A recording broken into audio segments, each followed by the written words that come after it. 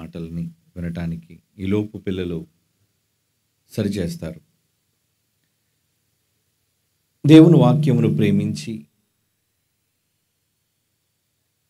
ఆయన మాటల యందు ఆసక్తి కలిగి మొదటి రోజు విచ్చేసిన పరిశుద్ధులైన దేవుని పిల్లలైన మీ అందరికీ, అలాగే వేదిక మీద ఆసీనులైన నాతోటి సహకారులు, జత పనివారు, దైవ సేవకులు, క్రైస్తవ నాయకులు, కూడి వచ్చిన ప్రతి ఒక్కరికి పేరు పేరున అందరికీ శుభములు తెలియజేసుకుంటున్నానండి.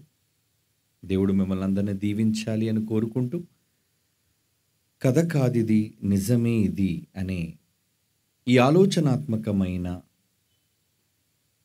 ఈ అంశములో కథ అనగానే కల్పితం అనేది మనకు అర్థమవుతుంది. ప్రతి కథ కల్పితం నుంచే పుడుతుంది. ఈరోజు ప్రపంచం కథలను వినటానికి చాలా ఆసక్తి కనపరుస్తుంది. ఈ కోరిక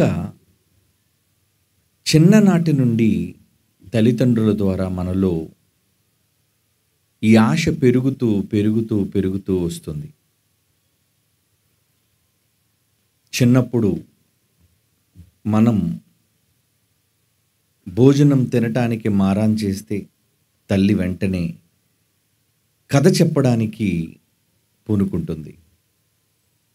నిద్రపుచ్చడానికి ప్రయత్నిస్తే మనం ఒకవేళ నిద్రపోకపోతే తల్లి కథ చెప్పి నిద్రపుచ్చటానికి ప్రయత్నిస్తుంది.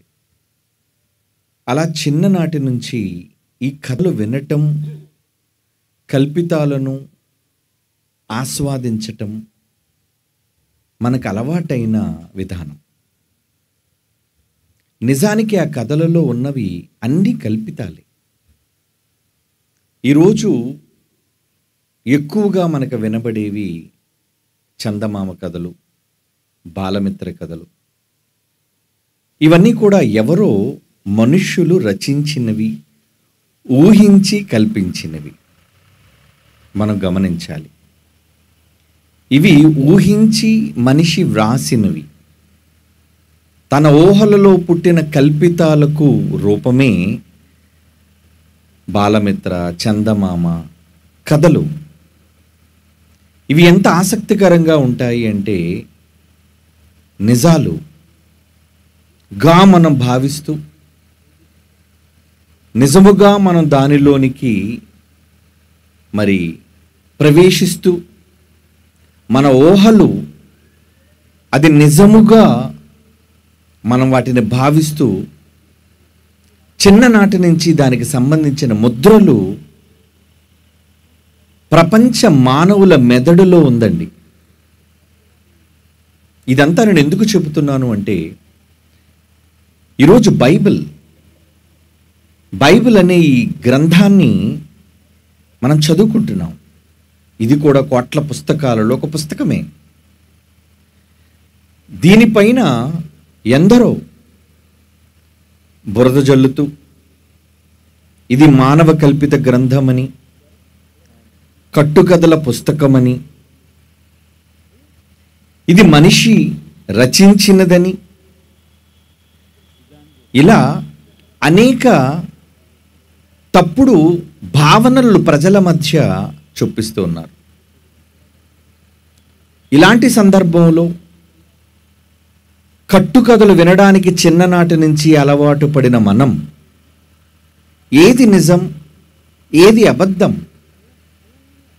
అనేది తెలుసుకోలేని ఒక సందిగ్ధ పరిస్థితి. చిన్నప్పుడు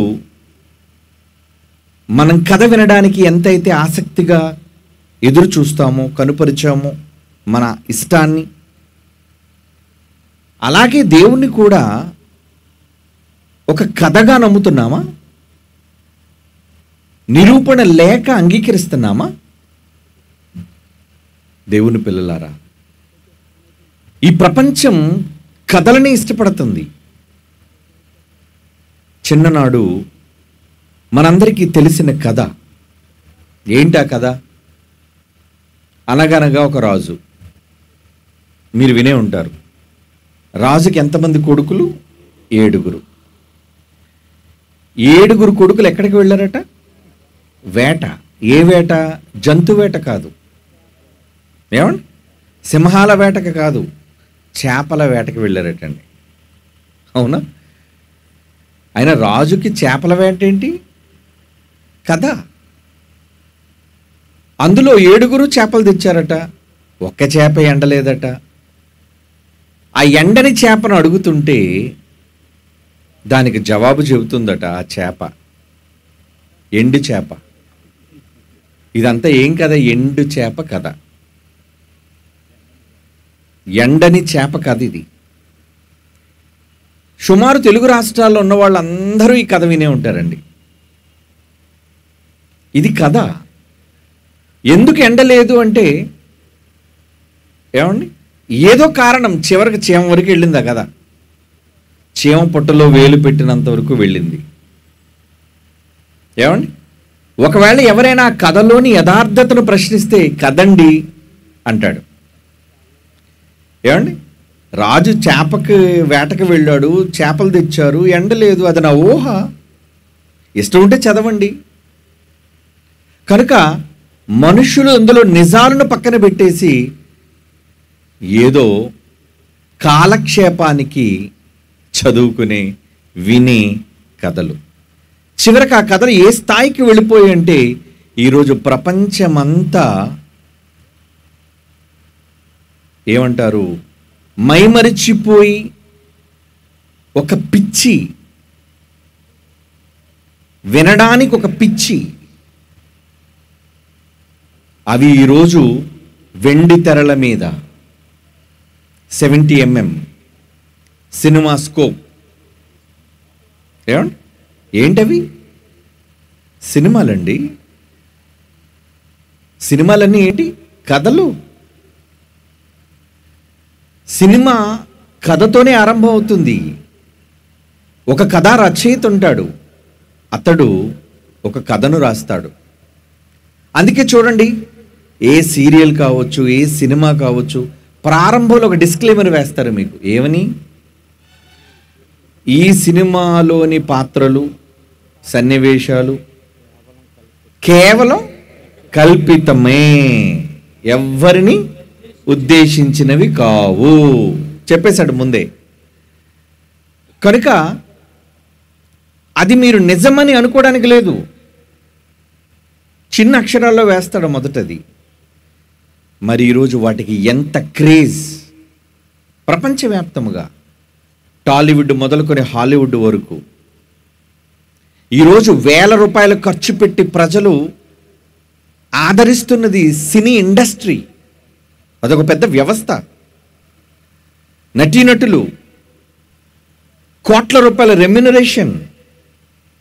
ఇదంతా దేని మీద ఆధారపడి ఉంది? కేవలం ఒక కథ. కథేనండి. అంటే కథకింత ప్రాచుర్యం ఉంటుందా? కథకి ఇంత ప్రాచుర్యం ఉంటుందా? ఉంటుంది. చివరికి ఆ కథల కోసం మనుషులు చచ్చిపోయే పరిస్థితికి దిగజారిపోయారండి. ఈ మధ్యనే ఒక కుటుంబంలో ఒక తల్లి, కుమార్తె, కుమారుడు తొక్కిసలాట్లో చచ్చిపోయారండి. ఏమండి? తొక్కిసలాట హైదరాబాద్లో. మీరు వినే ఉంటారు ఈ న్యూస్. ఇంతకీ ఎందుకంటే ఆ సినిమా చూడడానికి, ఆ సినిమాలో కల్పిత పాత్రలో నటించిన హీరో వచ్చాడు. ఏదో షో అంటారు కదండి, ప్రీమియర్ షో ఏదో అంటారు. అలాంటి షోకి వచ్చినందుకు ఆ కథని ఎంజాయ్ చేయడానికి వచ్చిన వాళ్ళు ఎప్పుడైతే తమ అభిమాన హీరోని చూశారో ఎగబడ్డం ప్రారంభించారు. ప్రాణాలు కోల్పోయారండి. పసిబిడ్డ కూడా. అంటే ప్రాణాలు తీసేటంతటి స్థాయికి వెళ్ళిపోయింది అది కథ. ఒక కథను నిర్మాత నిర్మించి నటీనటులతో నటింపచేసి ప్రజల మధ్యకు ఈరోజు ప్రాచుర్యంలోనికి తెచ్చి, ఏమండి, రాష్ట్రాలు వ్యాప్తముగా ఒక తెర మీదకి సినిమా రాబోతుంది అంటే ఎంత పబ్లిసిటీ, ఎంత పబ్లిసిటీ అండి. ఏ గోడ మీద చూడండి ఆ పోస్టర్. ప్రజలు ఎగబడిపోతున్నారు, క్యూలు కడుతున్నారు. కొందరైతే మంచం వేసుకొని అక్కడే పడుకుంటున్నారు టికెట్లు దొరకవని. అంటే మొదటి రోజు మొదటి ఆట అభిమాన హీరో బొమ్మ, కథను వినాలి అడే కథ చెప్తాడు అని. చివరికి ఆ కథలకు గొప్పలు, ఆ కథలకు అవార్డులు వచ్చాయా? ప్రపంచవ్యాప్తముగా గుర్తింపు పొందిన ఆస్కార్ అవార్డు అంటారు దాన్ని. ఎందుకు వస్తున్నాయి? హాలీవుడ్ మొదలుకొని టాలీవుడ్ వరకు ఈ తీస్తున్న సినిమాలన్నిటికీ కూడా నటించిన వాళ్లకు ఎన్నో అవార్డులు. అంటే ప్రజలపైన అవి ఎంత ప్రభావాన్ని చూపిస్తూ ప్రభావితం చేస్తూనే ఆలోచించండి. ఒక కథలు ప్రభావితం చేయటం లేదా మనుషుల్ని? ఎందుకు చేయటం లేదండి? కథలు ప్రభావితం చేస్తున్నాయి. ఈ మధ్యన ఒకడు తన భార్యని ముక్కలుగా కోసి కుక్కర్లో ఉడకబెట్టేశాడు. దేశవ్యాప్తంగా సంచలనమైపోయిన వార్త. వాడిని పోలీసులు విచారించారు. ఏమని విచారించారు? రేయ్, ఇడు కోటింగ్ వేయండిరా, తీసుకెళ్ళి లోపలికి వెళ్ళి కోటింగ్ వేశారు వాడికి. ఎందుకు రాని ఈ భార్యని ఇంత క్రూరంగా చంపావు అని అడిగితే వాడేం చెప్పాడు తెలుసా? నన్ను ప్రభావితం చేసింది ఒక సినిమా. అంటే సినిమాల ద్వారా ఏమి నేర్చుకుంటున్నారు?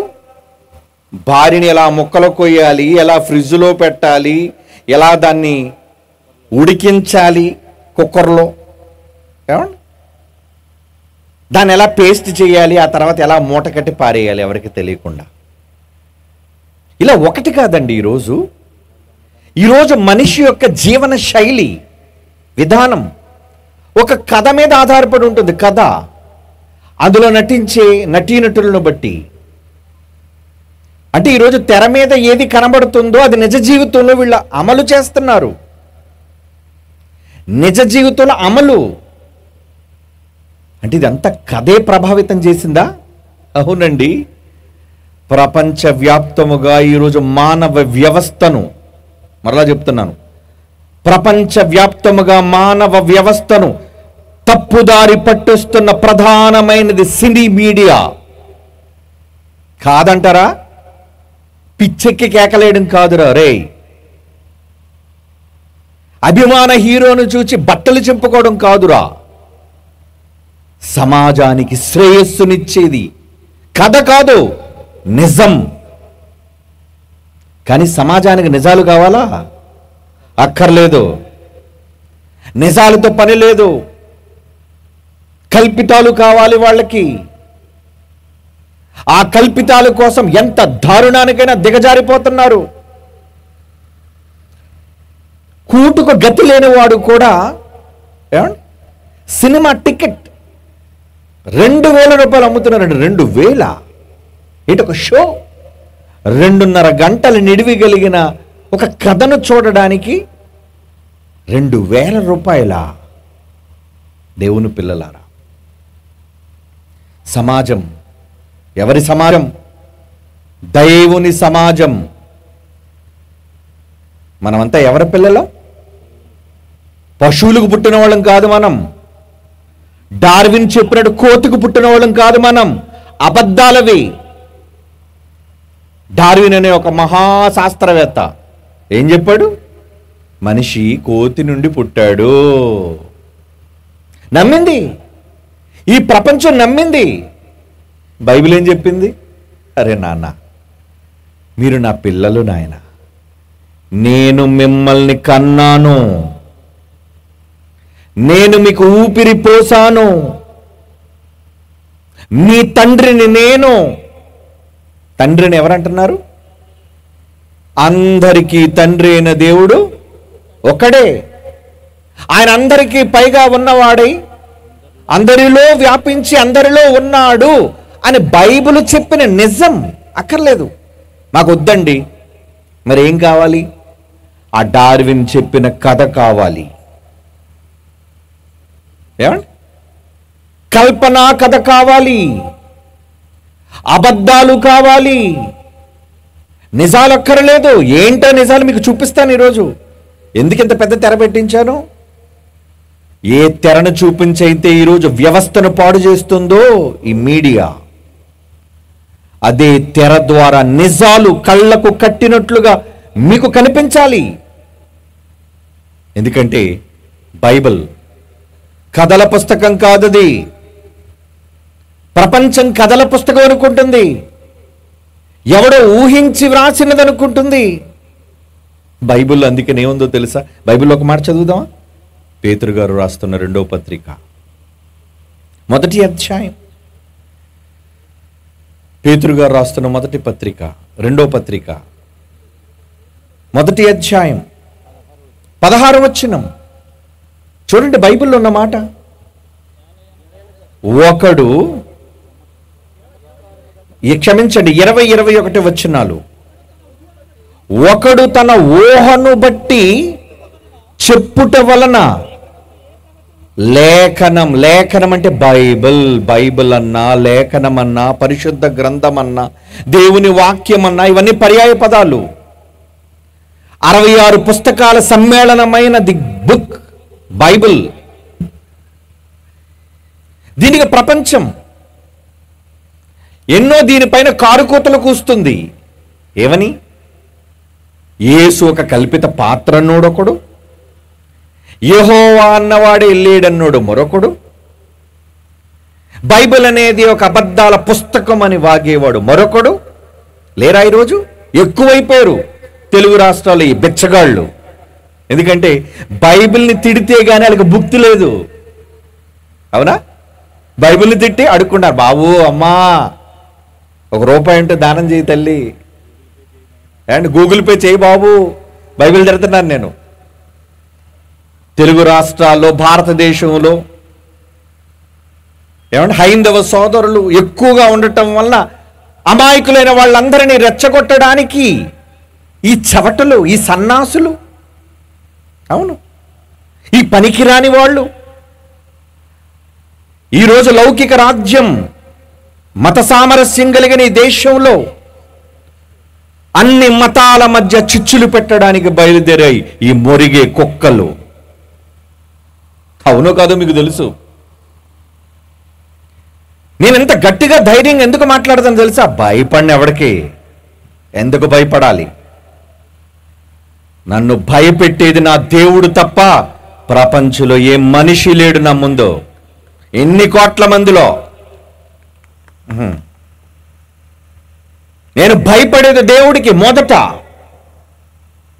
కారణం కన్నాడు గనుక, జన్మనిచ్చాడు గనుక, నాలోకి ఒక ఆత్మను పంపాడు గనుక. ఆత్మ ఏంటో తెలుసా? మరలా భయపడుటకు పిరికితనం కలిగిన ఆత్మ కాదు నాలో వచ్చింది. అది బైబిల్లో చెప్పింది. ఏమని చెప్పింది? రోమాపత్రిక 8వ అధ్యాయం, రోమాపత్రిక 8వ అధ్యాయం 15వ వచనం. రోమాపత్రిక 8వ అధ్యాయం 15వ వచనం. మరలా భయపడుటకు నేను దాస్యపాత్మను పొందలేదు గాని దత్తపుత్రాత్మ వచ్చింది నాలో, మీలో. బైబిల్ చదివిన వాళ్ళకి అర్థమవుతుంది ఇది. మరలా భయపడుటకు పిరికితనం కలిగిన ఆత్మ కాదు ఇది. దేవుని పిల్లలారా, చెడిపోతున్న దేవుని సమాజాన్ని సన్మార్గంలో పెట్టాలి అంటే వాళ్ళు నమ్ముతున్న కథలలో నుంచి, ఆ మాయ నుంచి బయటకు తీసుకొచ్చి ఏమండి నిజమని చెప్పాలి. లేదంటే సమాజం పాడైపోతుంది. చిన్నప్పుడు సూపర్ మ్యాన్ సినిమాలు చూసి వాడేదో వెనకాతల చెడ్డీ బయట వేసుకున్నాడు అంతే. సూపర్ మ్యాన్ గొప్పతనం ఏంటంటే లోపల వేసుకోడాడు, చెడ్డీ బయట వేసుకుంటాడు, అందుకు సూపర్ మ్యాన్ అయ్యాడు. సరే, అది చేసే పని ఏంటంటే గాల్లో ఎగురుతాడు. ఇది చూసి చాలామంది వెనకాతలు రెబ్బలు కట్టుకొని మేడల నుంచి దూకారండి, కాళ్ళు ఇరిగిపోయారు, చాలామంది చచ్చిపోయారు కూడా. సమాజం ఇలాంటివి జరిగే తెలుసా? అందుకే అంటున్నారు బాబోయ్ మీరెవరు ఇమిటేట్ చేయకండి వీటిని, ఇవి కేవలం కథలు, ఏదో కాలక్షేపానికి. ఒక హరికథ, ఒక బుర్ర కథ ఒకప్పుడు మనం వినేవాళ్ళం. ఏమండి, నాటకాల్లో కథలు కాలక్షేపం. ఇలా కాలక్షేపానికి కథలుగా రంగప్రవేశం చేసి అవి అలా అలా అలా అలా రంగులు పులుముకొని ఈరోజు ప్రపంచాన్ని మొత్తం కైవసం. చివరకు ఒక రాజకీయ నాయకుడిగా ప్రజల మద్దతు రావాలనే వాడు మోకానికి రంగేసుకోవాలాడు కాదా? మామూలుగా ఓటు అడిగితే ఎవడ వేడు. కథలో నటించే ఒక హీరోగా, ఒక సామాన్యుడిగా, ఒక చిన్న క్యారెక్టర్ ఆర్టిస్ట్గా బయలుదేరిన వీడు ఏది ఫ్యామిలీ బ్యాక్గ్రౌండ్ లేకపోతే, లేదంటే ఫ్యామిలీ బ్యాక్గ్రౌండ్ ఉంటే గొప్పగా పరిచయం అవుతాడు. ఆ తర్వాత అంచెలంచెలుగా అంచెలంచెలుగా ఎదిగి కోట్ల రూపాయలు, ఒక సినిమాకి కోట్ల రూపాయల రెమ్యునరేషన్ 100 కోట్లు తీసుకున్నాడు ఉన్నాడు, 100 crores. అలా తీసుకొని ఏమండి ప్రజల యొక్క ఆదరణ, వీడు సినిమాలో నటించేదంతా కల్పితమని తెలియక ఈ ఎవరు గొర్రెలు ప్రజలు, వీడు రియల్గా ఎలాంటి స్టారే అనుకుంటారు, కానీ ఆడు రీల్ స్టార్ రా. రీల్ అంటే REEL, రీల్ అన్నారు కదా. రీల్ అంటే వీడు బొమ్మలో మాత్రమే హీరో, రియల్ లైఫ్లో ఆడే హీరో. ఇటు సినిమాలో ఇలాగనో ఒకడు కొడితే ఆకాశంలోకి లేచిపోతున్నాడు. ఏది లేపండి చూద్దాం బయట ఎవడైనా. ముందు నీ చెయ్యి ఇరిగిపోద్ది గట్టి గుద్దితే. ఇటు 10 మంది వచ్చినా 20 మంది వచ్చినా అది ఏంట్రా కథరా, అది కథ. ఈరోజు యువత అంతా దాన్ని చూసి చెడిపోతుంది. పట్టుమని 1/4 kg మాంసం ఉండదు, వీడొచ్చి ఏమండి బత్తాయిలు ఇప్పేసి చొక్కాల పైకి ఎత్తేస్తాడు. వీడు ఏంటి హీరోవా నువ్వు? ఎవడి మీద వెళ్ళిపోయి గొడవకి వెళ్ళి కొడతావా? ఒరే, ఇద్దరు తిరగబడ్డారంటే నీ ఎముకలు ఇరిగిపోతాయి. కానీ వీడు మాయా, ట్రాన్స్ అంటారు దాన్ని, సినీ మాయా. ఈ మాయలో పడి అలాగే ఉండాలి, అలాగే చెయ్యాలి, చివరికి వస్త్రాలు అలాగే ధరించాలి, ఎవరినో చూసి ఇమిటేట్ చేయాలి. వాడు చిరిగిపోయిన ప్యాంట్ వేసుకున్నాడు అనుకోండి, వీడు చిరిగిపోయిన ప్యాంట్ వేస్తాడు. వాడు మాసిపోయిన జుట్టు ఉందనుకోండి, వీడు మాసిపోయిన జుట్టే ఆ మరుసటి రోజుని తలదూకోడు వీడు. ఏమండి ఈరోజు ప్రపంచం అండి, ఇండియా కోసం నేను చెప్పట్లే, ప్రపంచ దేశాలు సినిమాలకు బానిసలు, కథలకు బానిసలు. మరో మాటలో చెప్పాలని కథలకు బానిసలు. బైబిల్ నిజం చెబితే వద్దు, బైబిల్లో ఎన్ని నిజాలున్నా మాకు అక్కర్లేదు. మరి ఏం కావాలరా నీకు? కథలు కావాలా? బైబిల్కు పెరుగుతున్న ప్రజాదరణ చూచి తట్టుకోలేక ఇందాక చెప్పాను కదా, ఎవరు ఈ పేటిఎం కుక్కలు, ఈ ఫోన్పే కుక్కలు మురుగుతూ మురుగుతూ అరుస్తూ బైబిల్ మీద బురద జల్లుతూ సొమ్ము చేసుకుంటున్నారు. దేవుని పిల్లలారా, బైబిల్ కథల పుస్తకం కాదు, సాక్షాత్తు సృష్టిని నిర్మించిన మహాశక్తి స్వరూపుడైన దేవాది దేవుడు రాయించిన నిజమైన దైవ గ్రంథం అని చెప్పాలంటే ఏముండాలి? గట్స్, దమ్ము. సినిమా హీరో కాదు ఉండేది దమ్ము. సత్యానికి ఉంది దమ్ము, ఫ్యాక్ట్స్ అంటారు దానికి, నిజం. నిజానికి ఎప్పుడు దమ్ముంటుంది, నిజానికి ఎప్పుడు భయం ఉండదు.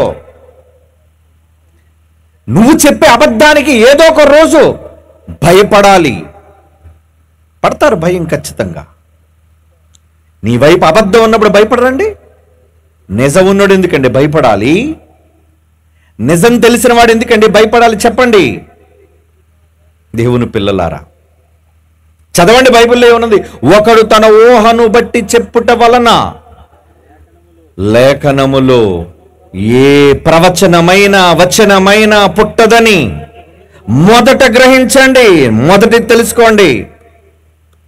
ఎందుకంటే ఆ వచనం బైబిల్లో వ్రాయబడిన 66 పుస్తకాల్లోని ఆ వచనం ఎప్పుడునో మనుష్యుని యొక్క ఇష్టం ఎవడో ఊహించి రాసింది కాదు, తన ఇచ్చను బట్టి కలుగలేదు గాని మనుష్యులు, ఒక్కడు రాసింది కాదు, మరలా ప్రతి స్టోరీకి ఎవడో ఒకడు ఉంటాడు కథా రచయిత. అవునా? కథా రచయిత ఒక్కడే ఉంటాడు. కానీ బైబిల్కి ఎంతమంది రచయితలు? సుమారు రైటర్స్. వాళ్ళు రచయితలు అంటే రాసినోళ్ళు అంతే. 40 మంది మళ్ళీ ఒక దగ్గర కూడగట్టుకుని కూడబలుక్కొని రాసింది కాదు ఇది. ఆయా కాలాలలో, ఆయా ప్రాంతాలలో, ఆయా దేశాలలో, ఆయా సమయాలలో రాశారు. 40 మంది 40 కాలాల్లో వేరు వేరు ప్రాంతాల్లో రాసిన బైబిల్ ఒక్కటిగా ఉంటుంది. అది బైబిల్కు గొప్పతనం. ఏమండి? ఒకరితోనొకరు సంబంధం లేకుండా 40 మందిని కథ రాస్తే ఆ కథ అంతా ఒక దగ్గర తీసుకొచ్చారు అనుకోండి, బాగుంటుందా కదా? తలా తోక లేకుండా ఉంటుంది ఆ కథ. ఎందుకంటే ఒకడొకటి రాస్తాడు, ఇంకోటి రాస్తాడు. కానీ బైబిల్ అటువంటిది కాదయ్యా. మనుష్యులు పరిశుద్ధాత్మ వలన ప్రేరేపించబడిన వారే. ప్రేరేపణ దేవుడట ఆ రాసిన 40 మందికి ప్రేరేపణించాడట. రాయనన్న రాయో. దేవుని మూలముగా పలికిరి అని అంట. చూడండి, దేవుని మూలం. మూలం ఎవరు చెప్పండి ఇప్పుడు? బైబిల్కి మూలం వ్రాసింది 40 మంది అయితే ఈ 40 మందితో పలికించిన మూలకర్త ఎవరు? గాడ్. దేవుడండి. దేవుడు అబద్ధం ఆడతాడా? అబద్ధం ఆడడానికి నరుడు కాడు.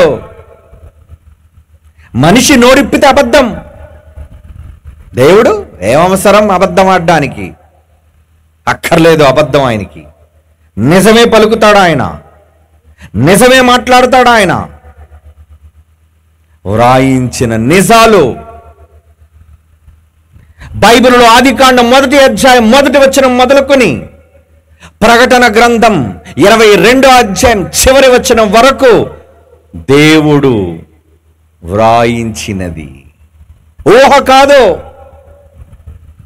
మనుష్యుని ఊహ నుంచి వచ్చినది కాదు. బైబిల్లో ఏ మాట అయినా. అదండి బైబిల్ యొక్క గొప్పతనం. అందుకే ఈరోజు బైబిల్కు ఉన్న గొప్పతనం ఏంటి? ఏమండి? మీ బైబిల్ అంటే గొప్పగా పొగిడేసుకుంటున్నారు అనుకుంటారా? లేదో. ప్రపంచమంతా సలాం కొట్టింది బైబిల్కి. ఎందులో? ప్రపంచంలో లిపి కలిగిన భాషలన్నిటిలో తర్జుమా అయిన ఒకే ఒక్క గ్రంథం, that is the Bible, one and only. లేదు బైబిల్ లేదు ఇంకో పుస్తకం అందరు చూపించమన్నాడు ప్రపంచంలో. ఎనీబడి నీ బైబిల్ కాదురా, ఇదిగో ఈ పుస్తకం ప్రపంచ భాషల్లో ఉంది అని నువ్వు గాలి మాట చెప్పకూడదు. గాలివాళ్ళగా. గాలివాడు కాదు నువ్వు. కట్టుకథలు చెప్పకో. మాట్లాడితే ఫ్యాక్ట్ మాట్లాడాలి, నిజం. ఇది నిజమని మనం ఎలా చెప్పగలం? మనిషి Guinness book of world record, ఎవరైతే రికార్డుని అధిగమిస్తారో వాళ్ళకి ఇచ్చే అత్యున్నతమైన పురస్కారం అది. అది దేనికి వచ్చిందో తెలుసా? కోట్ల కోట్ల కోట్ల కోట్ల ప్రపంచ దేశాలను పుస్తకాలన్నిటినీ పోగేస్తే ఈ పోగంతటిలో పైన నిలబడింది ఏది? That is the Bible, one and only Bible. అది చెప్పడానికి గర్వపడాలండి. నేను చెప్పడానికి చాలా ఇష్టపడతాను. ఎందుకంటే అది నేను చదివిన గ్రంథం, నేను చదువుతున్న గ్రంథం, నేను భవిష్యత్తులో ఈ ప్రపంచంతో చదివించబోయే గ్రంథం. ఎప్పటికీ వెళ్ళి చూసుకోండి కావలిస్తే గూగుల్లో. ఫ్యాక్ట్స్, నిజాలు, కథలు కావివి. The Bible holds the Guinness world record for the best selling book of all time. అంటే పాస్ట్, ప్రెజెంట్, భూతకాలం కావచ్చు, వర్తమాన కాలం కావచ్చు, ఏ కాలమైనా కావచ్చు. Which estimated sales ranging from 5 to 7 billion copies is also the most widely distributed book worldwide. ప్రపంచ వ్యాప్తముగా ఖ్యాతి కలిగిన పుస్తకం అంటూ ఏదైనా ఉంది అంటే దట్ ఈస్ బైబిల్. అవునా? ఒప్పుకోవాలి ఎవడైనా, ఒప్పుకొని తీరాలి ఎవడైనా. ప్రపంచంలో, ఇండియా కోసం చెప్పట్లేదు నేను, ప్రపంచంలో. దేవుని పిల్లలారా, బైబిల్ అంటే కట్టుకథల పుస్తకం అనుకుంటున్నారా? మనిషి ఊహించి రాసింది అనుకుంటున్నారా? అందుకే ఒకడు తప్పనుకున్న వాడితో, అందుకే ఇప్పుడు బైబిల్ విశ్వవిద్యాలయం, అది నా తండ్రితో ఆరంభమైంది, జైశాలి పిడి సుందర్రావు గారితో. ఏంటని సవాలు, ఆ సవాలు ఆయనతో ఆరంభమై ఆయన కొడుకుగా నా ద్వారా ఇంకా భవిష్యత్తులో అది కొనసాగుతూనే ఉంటుంది. ఆ సవాలు ఏమని? బైబిల్ తప్పన్న మగాడు మొనగాడు ప్రపంచంలో ఎక్కడైనా కమాన్. యూట్యూబ్లో మాట్లాడడం కాదురా రే ఫెలో, డర్టీ ఫెలో. చెత్త మాటలు మాట్లాడడం కాదు. 4 గోడల మధ్య ఒక పనికిరాని ఒక స్మార్ట్ ఫోన్ ముందు పెట్టుకొని పిచ్చి వాగుడు వాగడం కాదురా. దమ్ముంటే ప్రజల మధ్య ఒప్పించడానికి రావాలి. గట్స్ అంటే అవి. పబ్లిక్ గ్రౌండ్లో వేల మంది, లక్షల మంది ప్రజల మధ్య విత్ ఆల్ పర్మిషన్స్. మా బైబిల్ కోసం ఎప్పుడు సవాల్, ఎవర్ గ్రీన్ ఛాలెంజ్ అది ఎప్పుడు ఉంటుందండి. ఏమండి? బైబిల్ తప్పు, బైబిల్ తప్పు, బైబిల్ తప్పు అండం కాదు. అందుకే మేమన్నాం, అరే బైబిల్లో ఎన్నో తప్పులు ఉన్నాయని వాగి కుక్కలతో మేము చెప్పే మాట ఏంటో తెలుసా? రే ఒక్కటి చూపించి చాలు, ఒక్కటే, బైబిల్ అంతా తప్పు నొప్పేసుకుంటాను. ప్రపంచ క్రైస్తవ సంగతి నాకు అనవసరం. నేను 66 పుస్తకాలు ఆదికాండం మొదలుకొని ప్రకటన గ్రంథం వరకు ఒక్క తప్పు, అది తప్పని నాతో ఒప్పిస్తే, నువ్వు చూపించింది నేను అది ఒప్పని నిరూపించలేకపోతే వదిలేస్తా బైబిల్ని.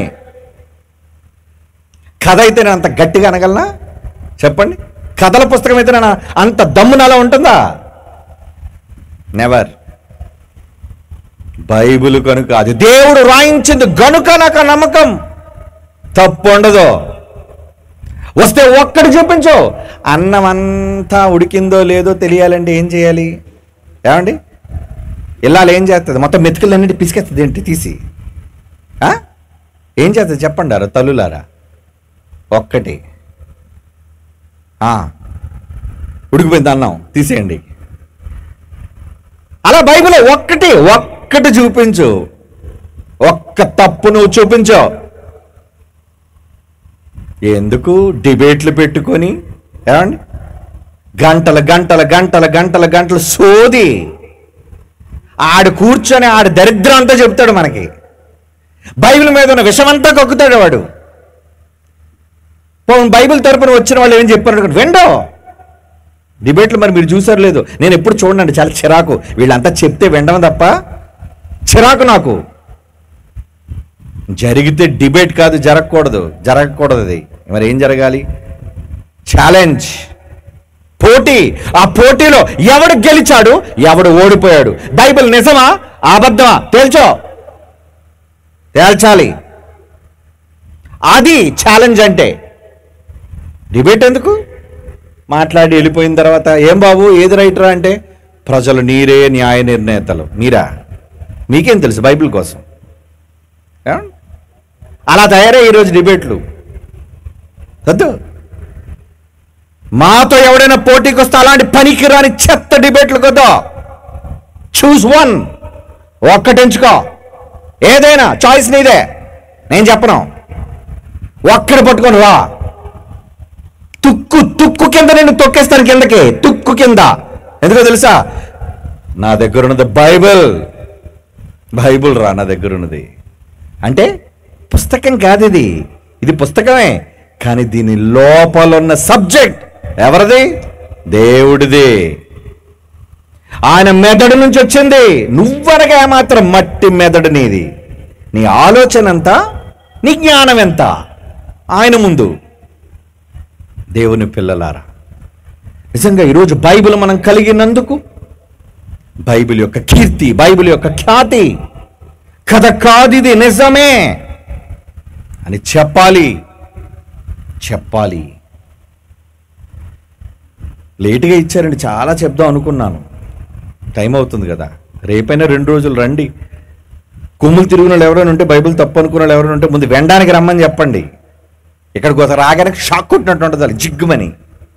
ఎందుకు? మాటలు అలాంటివి, షాక్ వస్తుంది, హై పవర్ వోల్టేజ్ ఇది. అందుకే ముందు మన వోల్టేజ్ తీసేయాలనుకుంది అది. ఎంత పవర్ తీసేయాలనుకున్నా పవర్ ఎక్కడుందిరా? పవర్ లైట్లో కాదు, పవర్ దేవుని మాటల్లో ఉంది పవర్. ఆయన ఎంత పవర్ఫుల్లో చిన్న ఎగ్జాంపుల్ మీకు చూపిస్తాను ఈరోజు. ఎందుకంటే మొదటి రోజు కదండి, చాలా ఆలస్యం అయిపోయింది. 10:30 ద టైం. క్లుప్తంగా జస్ట్ ఫ్యూ మినిట్స్ ముగించేస్తాను.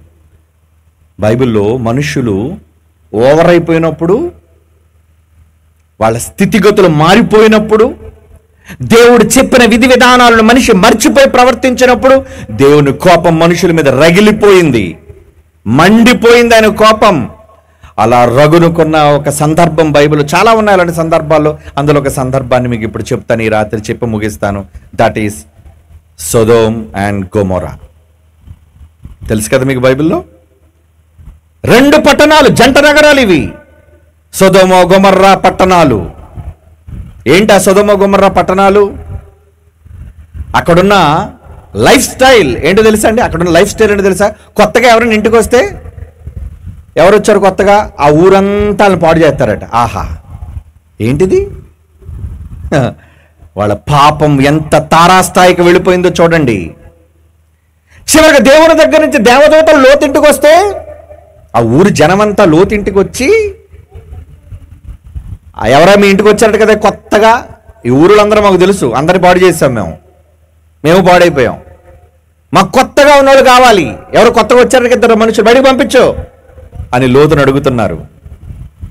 ఏమండి? ఆ సందర్భం మీకు తెలుసు. ఇక దేవుడు కోపం మండిపోయింది. చెప్పాడు, చేతులు పట్టుకొని తీసుకెళ్ళిపోండి, వెళ్ళి లాక్కెళ్ళిపోండి. పైన ఆకాశము నుంచి దిగిపోతున్నాయి. ఏం దిగుతున్నాయి? అగ్ని గంధకాలు, గంధకాలు దిగుతున్నాయి. ఆదికాండం 19వ అధ్యాయం 24-25 వచనాలు చూడండి ప్రియులారా. ఆదికాండం 19వ అధ్యాయం 24-25. అప్పుడు యెహోవా సొదొమ మీదను, క్రియేటర్, యెహోవా అంటే క్రియేటర్, సృష్టికర్త, సొదొమ మీదను గొమొర్రా మీదను యెహోవా యొద్ద నుండి గంధకమును అగ్నిని ఆకాశము నుండి కురిపించి ఆ పట్టణములను, ఆ మైదానమంతటిని, ఆ పట్టణములలో నివసించే వారందరినీ, నేల మొలకలను నాశనం చేసెను. నాశనం, నాశనం.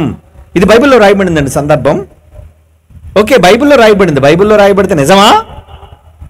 కదా. పనికిరానోడు అంటాడు కథని. మీరు రాసేసుకున్నారా అంటాడు.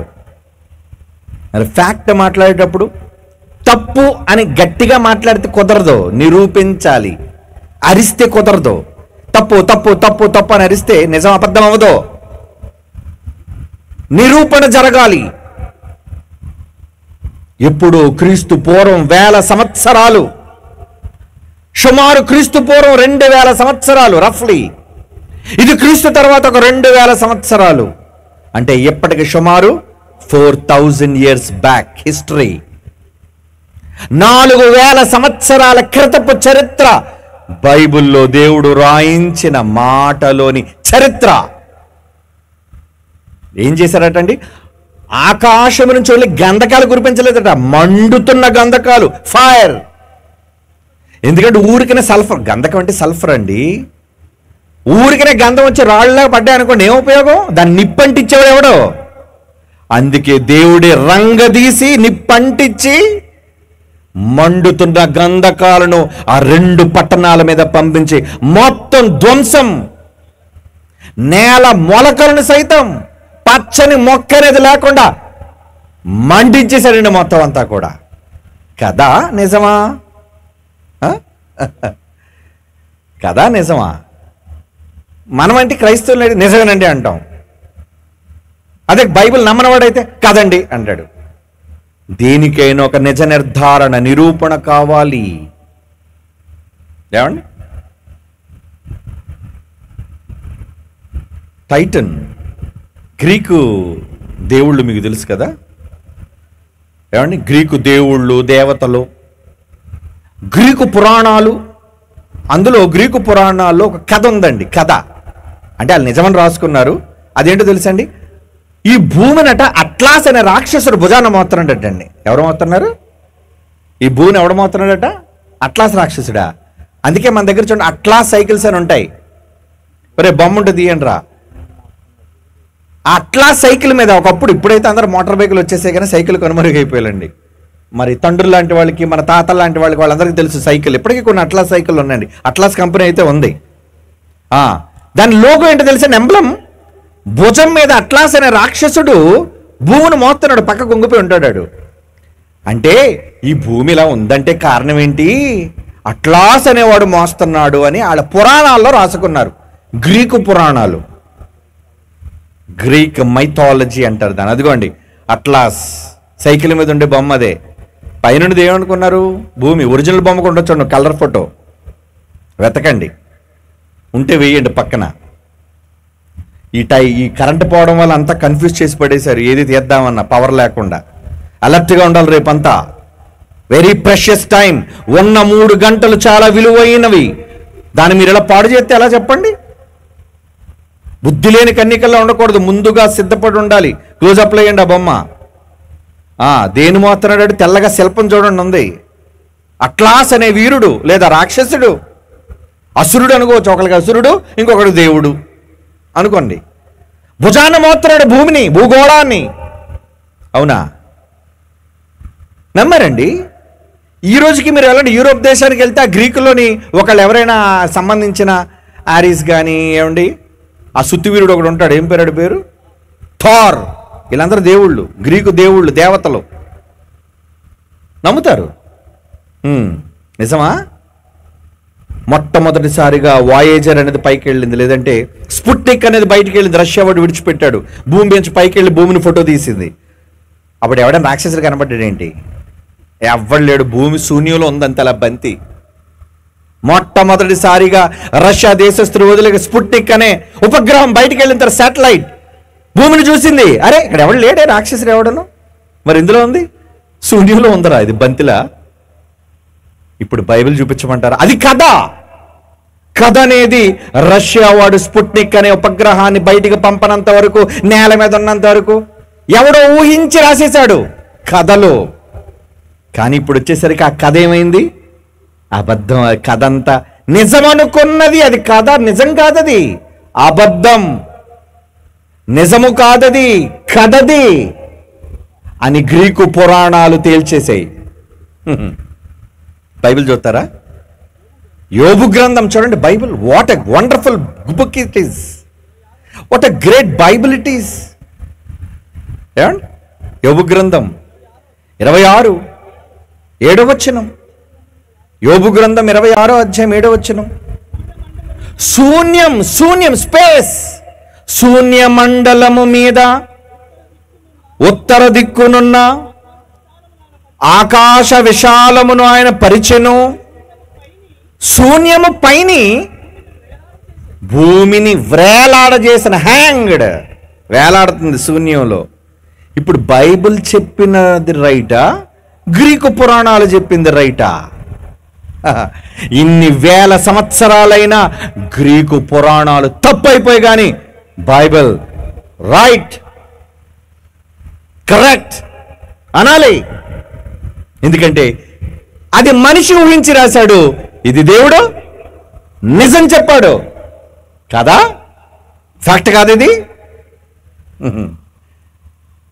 బైబిల్ అంటే ఏమనుకుంటున్నారండి? అందుకేనండి ఎవడైనా బైబిల్ కోసం ముందుకొచ్చి పోటీతో మాట్లాడడానికి వణుకుతాడు ఎవడో. గొప్ప కోసం చెప్పట్లేదండి. నా గొప్ప కోసం వద్దండి బాబు, నాకు ఏ గొప్పలు వద్దు. నాకు బైబిల్ గొప్ప, నా దేవుడు మాటలు గొప్పని చెప్పాలి, అదే నాకు ఇష్టం. అందుకే చెప్తున్నాను. ఈరోజు ఇలాంటి మాటలు వినడానికి వస్తారా? రారు. మరి రండి, మీ అందరి కోసం ప్రార్థన చేస్తాను. అందరూ ప్రార్థన చేసేవాళ్ళే కదా. ఎప్పుడు ప్రార్థనలు దేవుడి నుంచి కోరికలేనా? మీకు జ్ఞానం వద్దా? బైబిల్ గొప్పదని ఈరోజు ఇలాంటి సందర్భాల్లో మీరు ప్రకటించొద్దా? మీరు సర్వలోకంలోకి వెళ్ళి సర్వ సృష్టికి సువార్త ప్రకటించండి అంటే ప్రార్థన చేస్తారు. అక్కడికి వెళ్ళి చెప్పాలి బైబిల్ గొప్పతనం ఏంటో. ప్రకటన. నువ్వు ప్రపంచంలోనికి వెళ్ళి యేసుప్రభుని సర్వలోకానికి వెళ్ళమన్నది బైబిల్ గొప్పతనాన్ని చెప్పడానికి. దేవుని పిల్లలారా, ఈరోజు క్రైస్తవ సమాజానికి ఏది కావాలి?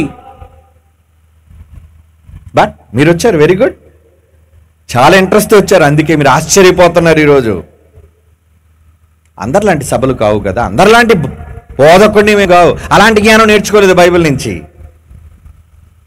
దేవుని పిల్లలారా, అదే బైబిల్కి మనిషి వ్రాసిన గ్రీకు పురాణాలకి ఉన్న వ్యత్యాసం, తేడా. ఇప్పుడు సొదొమ గొమొర్రా దగ్గరికి వద్దాం. చిన్న జలకిచ్చాను అది అక్కడ. ఇప్పుడు ఫ్యాక్ట్ మీకు చూపిస్తాను. కేవలం ఇప్పుడు బైబిల్లోనే చూశారు. ఏమండి? పైనుంచి అగ్ని గంధకాలు కురిశాయి. ఇంతకీ ఇది ఎక్కడుంది అనుకుంటున్నారు ఈ సొదొమ అన్నది? ఏమండి? మధ్యధరా సముద్రాన్ని, భౌగోళికంగా చెప్తున్నాను చూడండి, మధ్యధరా సముద్రానికి తూర్పు భాగాన ఉన్నదే పాలెస్టైన్. ఈరోజు జరుగుతుంది హమాస్ గాజా గొడవలు.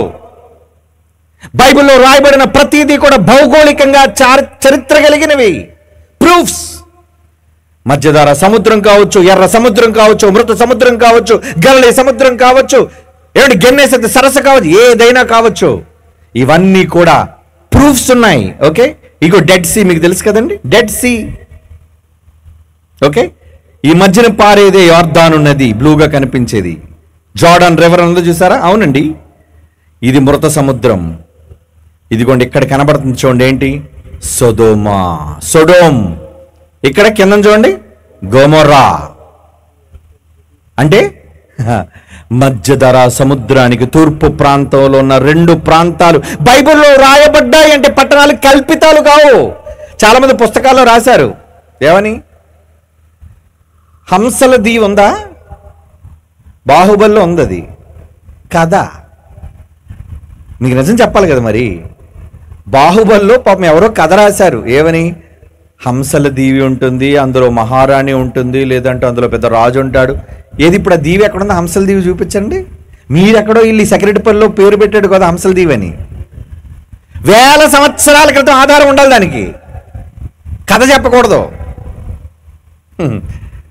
మనిషి రాసిన సినిమాల్లో కథల్లో కట్టుకథలు కదా, ఏవేవో దీవులు ఉంటాయి, వాటికి ఏవేవో పేర్లు ఉంటాయి, ఏవేవో కల్పిత రాజులు ఉంటారు. బాహుబలి నిజంగా ఉన్నాడండి చరిత్రలో, ఆడే ఉన్నాడు, కథడు, రియల్ కాదు, కల్పిత పాత్రది. దేవుని పిల్లలారా, కానీ ఇక్కడ చెబుతున్న సొదొమ గొమొర్రా ఈ రెండు ప్రాంతాలు ఏంటో తెలుసా? దేవునికి విరోధమైన పట్టణాలు. అందుకు దేవుడు అగ్ని గంధకాలతో నాశనం చేశాడట. మరి అగ్ని గంధకాలతో నాశనం చేస్తే ఇప్పుడు వీడియో ప్లే చేయండి రా పిల్లలు. అక్కడ ఏం కనబడుతుంది? అక్కడ చూడండి, అదిగోండి, ఇది త్రవ్వకాలలో లోపల నుంచి ఒకటి తీస్తున్నాడు చూడండి. ఇది సొదొమ గొమొర్రా ప్రాంతాలు ఇవన్నీ. మీరు వేయండి ఆ వీడియో, నాదెందుకు వేశారు, అక్కడ వేయండి. అదిగోండి చూడండి, లోపల నుంచి శిథిలాలలో నుంచి ఒకటి తీస్తున్నాడు, ఒకటి బంతి. ఏంటనుకున్నారు అవి? లోపల నుంచి అది. ఇప్పుడు వీడు వెళ్ళేం పెట్టలేదు అక్కడ.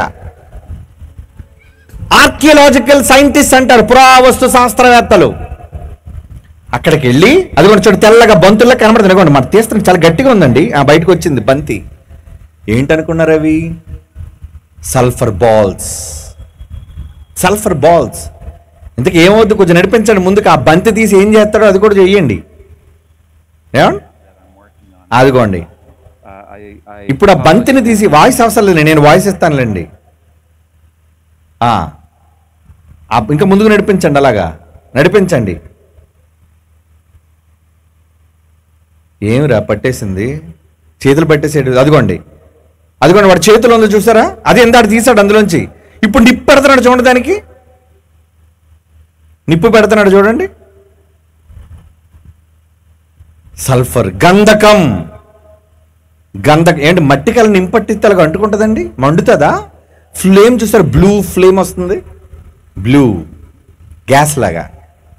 ఏమండి? ఏంటండి మండుతుంది అలాగా? ఆ మట్టిలోని గంధకాలు ఎక్కడి నుంచి వచ్చాయి? అది బైబిల్లో దేవుడు చెప్పిన ప్రాంతం.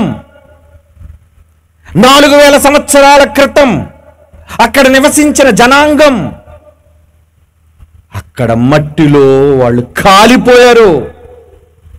దేవుడు ఆకాశం నుంచి గంధకాలను కురిపించి ఆ నేల అంతా ఎలా ఉందో తెలుసా అండి? ఇప్పటికీనండి మీరు అవసరం అనుకుంటే, తప్పు అనుకుంటే వెంటనే ఇజ్రాయెల్ మీరు ఫ్లైట్ తీసుకుని వెళ్ళిపోండి, ఫ్లైట్ ఎక్కి వెళ్ళండి, వీసా తీసుకోండి, సొదొమోకి వెళ్ళిపోండి, అక్కడ బాగా తిరిగి రండి.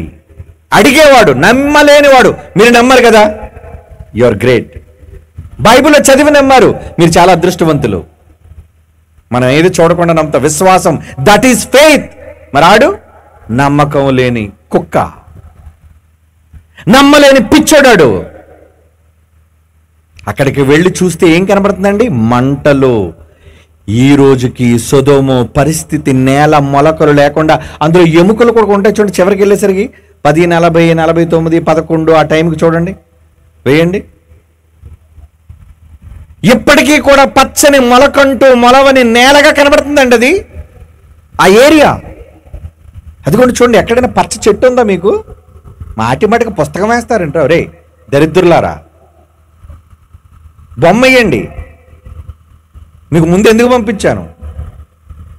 ఇంకా వెళ్ళండి, ఇంకా ముందుకెళ్ళండి. ఆ ఎముకలు చూపిస్తారు చూడండి, ఇది అయిపోయింది. ఆ లోపల నుంచి ఎముకలు తీస్తున్నారండి. అంటే ఆ శిథిలాలలో ఎముకలు కూడా, కాలిన ఎముకలు, కాలిన కొండలు తీస్తున్నాయి, బయటపడుతున్నాయి. చూడండి, ఇప్పుడు ఎత్తకండి. ఎప్పుడో 4000 సంవత్సరాల క్రితం బైబిల్లో వ్రాయబడినది కట్టు కదా, నిజమా? ఎవడైనా ఏమనాలి? కథ కాదిది, ఏమనాలి? నిజమే ఇదే. అంటే బైబిల్ నిజమేనా? ఒక్క మెతుకు చాలురా బైబిల్ నిజమని చెప్పడానికి, ఒక్క మెతుకో. బైబిల్లో ఒక్క సందర్భం ఒక్కటి చూస్తే చాలు, అందులో ఎంత నిజం ఉందో. ఏమండి, కొంచెం టెస్ట్ చేస్తే సరిపోదా? మిల్క్ని చెక్ చేయడానికి పాల యొక్క గొప్పతనాన్ని, దాన్ని ఏమంటారు? ఏ మీటర్ అంటారు? లాక్టోమీటర్. అవునా? అందులో పాలంతా తీస్తాడు, గిన్నెలో పాలన్నీ తీస్తాడండి, అందులో కొంచెం తీస్తాడు. శాంపుల్ అంటారు దాన్ని, శాంపుల్.